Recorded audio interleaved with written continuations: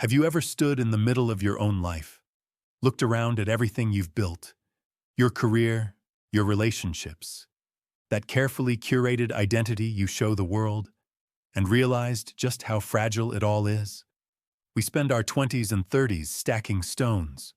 We try to build something permanent, a reputation, a bank account, a sense of, I have made it. But there is a terrifying promise hidden in the ancient texts, one that every single one of us will experience, likely more than once. It is the promise that the stones will fall. They call it an apocalypse, and while Hollywood tells you that means the end of the world, the Greeks knew better. Apocalypsis doesn't mean extinction, it means unveiling. It means the curtain is being pulled back. Today, we are going to look at a 2,000-year-old prophecy, not as a prediction of doom, but as a psychological roadmap for what happens when your personal world collapses, and why that collapse might be the only way to find who you truly are. In the Gospel of Luke, there's a scene that feels incredibly modern. People are standing around the temple in Jerusalem. Now you have to understand, this wasn't just a church, it was the center of their universe. It was the symbol of national identity, religious certainty, and economic power. People are admiring it. They are talking about the costly stones and the votive offerings. They are impressed by the external appearance of success and stability. Does that sound familiar? As millennials, we were raised on a very specific architectural blueprint for life. Go to university, get the degree, buy the house, climb the ladder. If you stack the stones correctly, you will be safe, you will be happy, you will be complete. In Jungian psychology, we call this the persona. It represents the masks we wear to navigate society. It's the LinkedIn profile version of you. It's the you that smiles at the dinner party while you're having a panic attack in the bathroom. We spend so much energy adorning our temples. We polish the stones. We want people to see our votive offerings, our achievements, our travels, our aesthetic lifestyles. We mistakenly believe that if the temple is beautiful enough, we are safe from the chaos outside. But then, Jesus looks at this magnificent structure, this symbol of the ego's achievement, and he says something devastating. All that you see here, the days will come when there will not be left a stone upon another stone that will not be thrown down. He doesn't say, it might need some renovations. He says it is going to be leveled. For many of us, this leveling has already happened. Maybe it was the 2008 crash. Maybe it was the pandemic. Maybe it was a divorce, a layoff, or a sudden realization at 3 a.m. that you hate the career you spent 10 years building. We feel this profound anxiety, this permacrisis, because we think the falling stones are a mistake. We think we failed. But what if the collapse isn't a failure? What if it's a necessity? When the disciples hear this, they panic. They ask the question we all ask when our lives get rocky.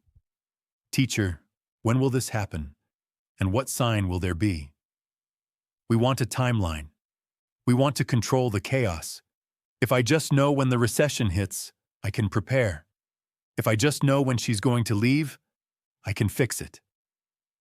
Jesus answers them with imagery that is terrifying, but psychologically profound. He speaks of wars and insurrections, of earthquakes, famines, and plagues. If we look at this through the lens of Carl Jung and the collective unconscious, we stop seeing this as a weather report and start seeing it as a diagnosis of the psyche. When your persona, your temple, is threatened, the ego goes to war. The wars and insurrections Jesus describes, that is the internal conflict you feel when your identity is being challenged. It's the insurrection of the shadow. The shadow consists of all the parts of yourself you repressed to build that pretty temple. Your anger, your creativity, your doubts, your wildness. You locked them in the basement so the neighbors wouldn't see. But when the temple cracks, the shadow rises up. That is the insurrection. You feel terror. You feel like you're losing your mind. Jesus says, when you hear of wars, do not be terrified, for such things must happen first. Must happen first. You cannot find your true self, the center of your being that is deeper than your job or your relationship status, until the false structure of the ego is dismantled. The anxiety you feel isn't a symptom of sickness. It's a symptom of structural failure. And that failure is the prerequisite for a renovation of the soul. But here is the danger zone. Jesus warns, "See that you not be deceived, for many will come in my name, saying, 'I am he,' and the time has come. Do not follow them." In the midst of our personal apocalypses, when we are desperate for stability, we become incredibly vulnerable to false prophets. Psychologically, these are neurotic defenses. When the pain of the crumbling temple gets too real, we look for a quick fix. We look for something, anything, to save us. I am he might be the addiction that promises relief. It might be the toxic relationship you run back to because it feels familiar. It might be a rigid political ideology or a hustle culture guru promising that if you just wake up at 4 a.m., you can rebuild the temple in 3 days. We try to replace the crumbling ego with a harder, meaner ego. We double down. We try to force stability. But the text says, do not follow them. Do not chase the quick fix. Do not try to patch the cracks with cheap cement. You have to let it fall. You have to stay in the discomfort. So how do we survive the collapse? How do we navigate the time between the no longer and the not yet? Jesus gives an instruction that is completely counterintuitive to our modern, strategy-obsessed minds. He says, remember, you are not to prepare your defense beforehand. For I myself shall give you a wisdom in speaking that all your adversaries will be powerless to resist or refute. Read that again. Do not prepare your defense beforehand. Our ego loves to prepare. We rehearse arguments in the shower. We play out worst-case scenarios at 3 a.m. We try to figure it out. That is the ego trying to control the outcome.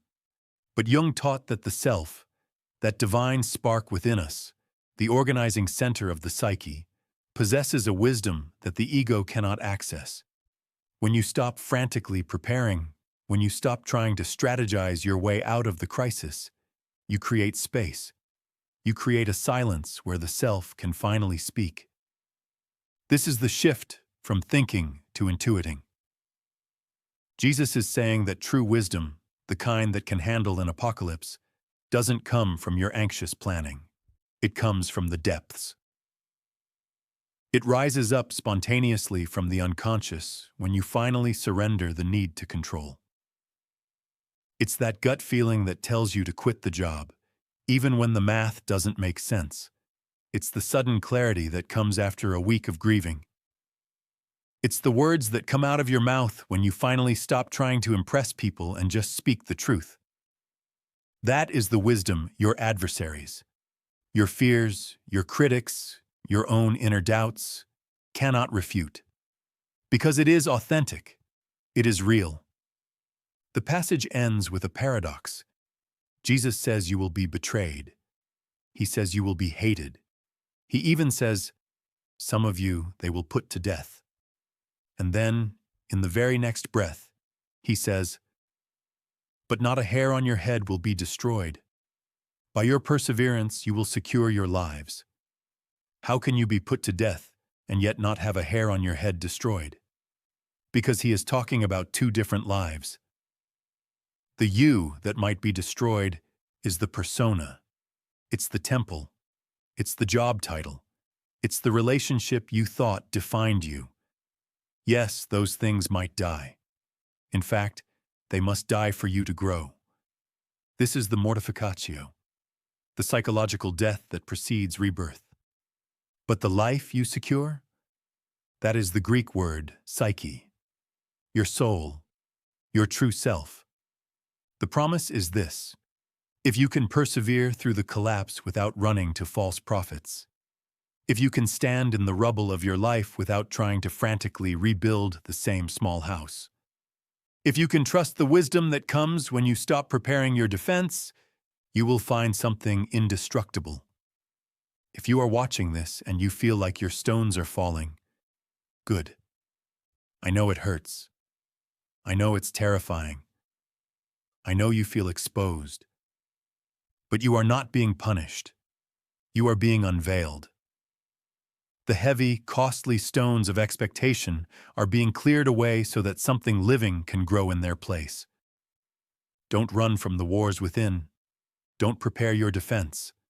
Stand in the center of the collapse. Breathe and listen for the voice that only speaks when the noise of the temple is gone. Thank you for watching. This journey into the rubble is part of a larger conversation we're having here about finding ancient meaning in a modern world.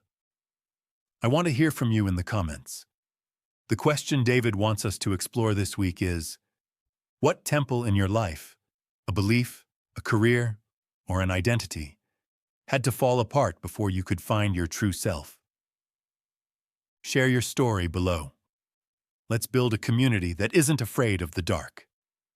If you found value in this, please like and subscribe to join us for the next unveiling.